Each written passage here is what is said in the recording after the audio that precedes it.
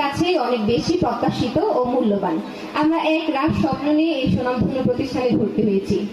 বিশ্ববিদ্যালয় জীবনের শুরুতেই আমাদের জন্য এত সুন্দর একটি অনুষ্ঠানের আয়োজন করার জন্য আমাদের প্রাণপ্রিয় সকল শিক্ষকদের আন্তরিক কৃতজ্ঞতা জানাই।